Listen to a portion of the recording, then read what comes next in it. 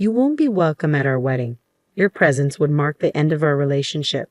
My oldest son and his future bride affirmed this with solemn nods. My heart sank as I felt their disdain for me. What had I done to deserve such rejection? Hadn't I simply been a typical mother to them? What was wrong with me? Why did they despise me so deeply? Their rejection felt like a wound I couldn't fathom. I couldn't comprehend their animosity towards me. They must truly loathe me to bar me from their special day. But I couldn't pinpoint any wrongdoing on my part. And my husband, too, faced their scorn. I couldn't bring myself to forgive my son. How could he treat me with such disrespect after all I had done for him?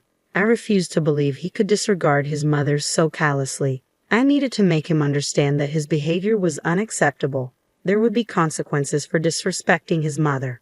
My name is Mary, a 55-year-old housewife, and I'm the mother of 2 sons. David, our eldest, now holds a prestigious position in a Tokyo-based company, while Tom, our second son, prefers the quiet life, working diligently at a local manufacturing firm. Once close, the bond between the brothers has frayed over time, with David developing a distaste for Tom. He subjected Tom to public humiliation and bullying, even after my reprimands failed to curb his behavior. Recently, David announced his impending marriage to a colleague from his workplace. She expressed a desire to meet us, prompting me to arrange a dinner. I welcomed this opportunity, seeing it as a chance to bid David farewell. David's aversion to Tom was evident, and Tom himself remarked, "It's probably for the best." The day we had agreed to meet arrived. A reservation had been made in a secluded corner of an upscale restaurant. The unfamiliar surroundings left me a bit flustered, but upon entering, I found David and a robust-looking woman already seated. "Hey, Mom and Dad, you're running late," David quipped. "Apologies, we got a bit turned around. This place is new to us," I replied. "Try not to make a scene," David retorted. Though his words stung, I brushed them off, accustomed to David's demeanor. As we settled into our seats, we enjoyed a sumptuous meal while listening to their conversation. David spoke glowingly of his fiancée, praising her attentiveness to his every word and her forward-thinking approach to their future. He painted her as a paragon of perfection, unlike us, his parents. His adoration for her was palpable, though she urged him to tone it down. It seemed David couldn't help but extol her virtues and his own accomplishments whenever he spoke. When I inquired about their meeting, David dismissed it, asserting, "You should see how amazing she is," sidestepping any mundane details. It felt as though he was overcompensating, striving to impress us with her virtues, making me distinctly uneasy. My husband shared my discomfort, and I silently thanked Providence for Tom's absence from the gathering. "I'll say this again and again, she's nothing like you guys. Please don't mistreat her once we're married. Show her some respect," David implored. "I don't need reminding. I wouldn't dream of it," I assured him. "We'll see. You've always favored Tom over me. With that history, I can't be sure you won't do anything to her," David countered. His accusation hit me hard. While we had been preoccupied with David's relentless bullying of Tom, David felt sidelined and unloved. Tom had endured David's torment since childhood, and as any parent would, we tried to alleviate his distress. When I pressed David for reasons, his response was simple: because I didn't like Tom. Unable to bridge the gap, the issue remained unresolved. I hadn't realized David perceived our actions as favoritism towards Tom, but I chose not to challenge him, unwilling to escalate the tension. The strained dinner concluded without incident, but it was clear our underlying issues remained unresolved. "Getting up there in age, aren't you?" David remarked casually. "No need to fret. We'll look after you too." David had unilaterally decided that he and his wife would move in with us after their wedding, seemingly with her blessing. She chimed in, "You have another son who won't rely on you forever, right? I'll take care of him." The notion unsettled me deeply. While Tom did reside with us, it was out of genuine care and not entitlement. However, David and his family had moved in without our consent, claiming our space and assuming ownership. "Why don't you tend to the garden, Tom?" David urged. "I have work," Tom replied. "You're unemployed. Get to it," David retorted. "What? You're insufferable," Tom shot back. David's relentless pressure on Tom was escalating.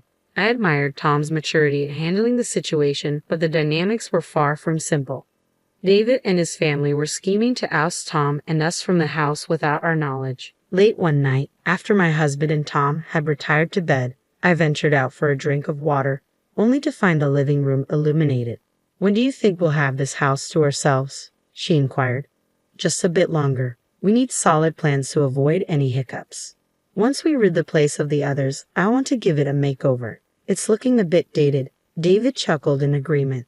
I was incredulous. I couldn't believe they were contemplating such a move. I immediately alerted my husband and Tom. Delaying action could spell disaster. As we deliberated our next move, Tom stepped forward with a strategy. Mom, I'll handle this. I've got a plan, he assured us. Though Tom's words provided some comfort, his plan called for patience above all else. Yet if Tom's method proved successful, David and his fiancée would be out for good. With that in mind, my husband and I agreed to trust Tom's strategy. Despite the various ongoing issues, life carried on, and David and his fiancée set their wedding date. They opted for a luxurious venue nearby, which surprised us as we had initially thought a countryside setting would suffice. It's a bit steep, but with our earnings, we can manage, David remarked with a smirk that irked me, though I held my tongue. Despite David's continued jabs at Tom, Tom's composed demeanor seemed to weather the storm. When the couple summoned us to discuss the wedding plans, we were met with an outrageous request. Please refrain from attending our wedding. It would jeopardize our relationship, they declared. I was dumbfounded by their words, but managed to compose myself enough to ask David, "Are you sure? Why the sudden change?" "I'm afraid of you both. I don't want you there," David insisted, feeding tears in response to my inquiry. "I'm warning you, our relationship will be over if you show up. Isn't that what you want anyway? Am I not your terrible son?" David pointed accusingly at Tom, leaving Tom speechless. My patience wore thin upon hearing his words. "That's enough, David. You've been tormenting Tom for far too long. Why are you behaving like this? Your siblings, stop treating him so poorly," I interjected, addressing David's bullying. David and his wife turned their gaze towards me as I spoke. "You have no right to criticize me. You've been fooled by Tom's charades and coddled him. You've always favored him," David retorted. "Because you mistreat your younger brother," I countered. "Isn't that just an excuse? You couldn't resist Tom's charm because he's so adorable." "That's not fair," David snapped back. Despite my reassurances that I didn't favor Tom, David refused to listen. Why couldn't he see that his own actions led to this situation? Why wouldn't he even consider it? David is my son, and despite his behavior, I felt a maternal obligation towards him, but that sentiment was fading fast. At that moment, I made the difficult choice to disengage from my son. "Fine then, I will be attending the wedding," I declared, washing my hands of the matter. Tom and my husband exchanged wide-eyed glances, while David and his companions seemed content with my decision. "Are you sure about this? You'll regret it," I cautioned. "No, we won't regret it. The best weddings are those free from distractions," David confidently replied. Their cheers contrasted with the heaviness in our hearts. There was no point attending a wedding where we weren't welcome. Eventually, our family reached the decision to abstain from the ceremony. Without an invitation, we wouldn't have been able to enter anyway. David appeared content throughout, but little did they know the repercussions of their decision. It was almost comical to consider the strategy Tom had devised. The newlyweds managed to navigate the wedding without any hitches, but they continued to reside in our home. Having recently changed jobs to be closer to us, they were busy packing and preparing for the move to their new office.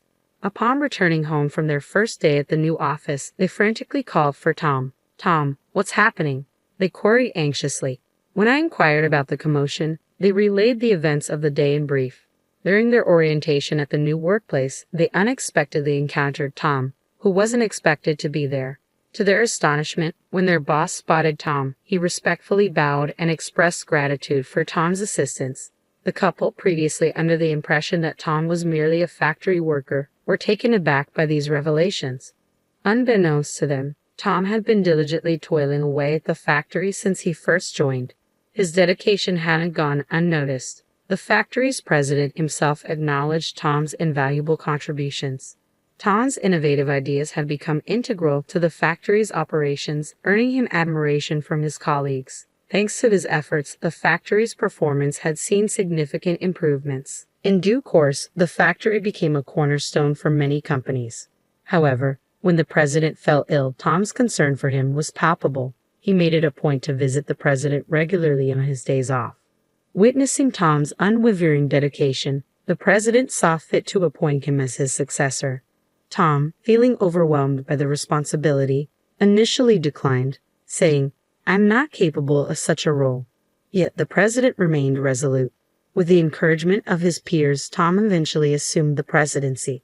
Under his leadership, the factory's performance soared to even greater heights.